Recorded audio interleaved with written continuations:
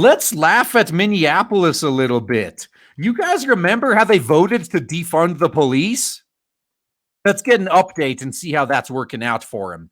Minneapolis to spend $6.4 million to hire more police officers. Now, before I get started on this article, I just want to say they're probably going to have to pay a lot more than that. Now, I'm putting myself in the shoes of a potential cadet. I would not want to be a cop in a city/community that actively hates my guts and campaigns against me. I would not put myself in that hostile of an environment unless the pay was just too good to refuse. Like, if you paid me $500,000 a year, I'd be like, all right, I'm listening. What do you want me to do? But they are definitely gonna have to jack up the salaries of their cops, because I'm quite sure most of their current cops are already in the process of leaving. So thanks to all of this defund the police bullshit, they are now gonna end up having to pay way more money for a smaller police force. Well done.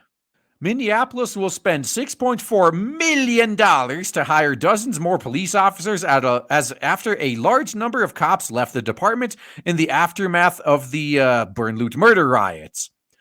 The Minnesota City's police department said it has just 638 officers available to work, 200 fewer than in recent years, the Star Tribune reported. And I wouldn't be surprised if the vast majority of those 638 they have left are also in the process of leaving.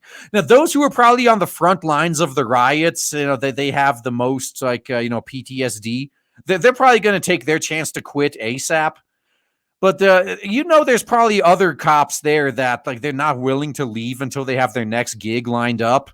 But I wouldn't be surprised to see the vast majority of the rest of them quitting as well. Several cops quit, retired, or went on extended medical leave, many for PTSD claims. Yup, take advantage of it if you can. After last spring's riots that included a precinct being burned down and calls to end the police force, some 155 officers remain on some form of extended leave, the report said. Yeah, if you can get paid leave after what these fuckers put you through, go ahead. Let me reiterate, I have nothing against anybody that takes advantage of these systems. If you got a problem with it, fix the system then. Blame the game, not the player. In the months since the riots, many residents have urged the city to hire more cops, saying they've waited longer for a response to 911 calls amid a surge of violent crime. Oh, defunding the police isn't working out for you? But you guys were promising this would be better. And just think of how many social workers you can hire for $6.4 million. They could just go and de-escalate these potential violent crimes, right? All right. I see how it is. No one's willing to put their money where their mouth is. The additional funding for the force unanimously approved by the city council on Friday, the same city council that unanimously voted to defund them, if I remember right, or at the very least, a majority voted to defund them, comes after, even as some council members and activist groups are pushing to dismantle the department, saying the police haven't proven effective at reducing crime. Oh, yeah, sure. Yeah, 3 council members have written a proposal to replace the force with a public safety department that would include policing and other services. A coalition of community activists called Yes for Minneapolis are working to get a similar proposal on the November ballot. Why not go all the way? Go right ahead and do it. See what happens.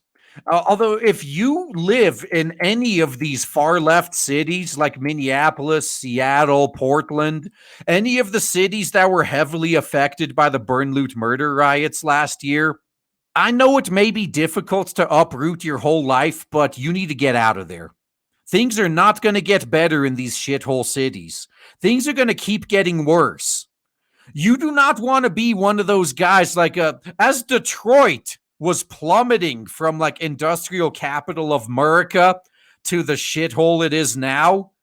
A lot of people refused to leave. They thought, oh, this is just a phase. We're going to wait it out. Detroit's going to recover. it never recovered. Now these people who refuse to leave are stuck there because their house is only worth like $5 and they're not willing to part with it for $5 after all the hundreds of thousands they probably spent on it. You do not want to end up in that position. These shithole cities are never going to recover. Get out while you can. Oh man, I am so excited to tell you guys right now that finally, after about a year of build-up and shilling, we have launched Blade Devil on Indiegogo, and so far it is doing so well thanks to awesome people like you. If you haven't backed it yet, then please check the links in the description and check out Blade Devil on Indiegogo. You will not be disappointed. Looking forward to seeing you there.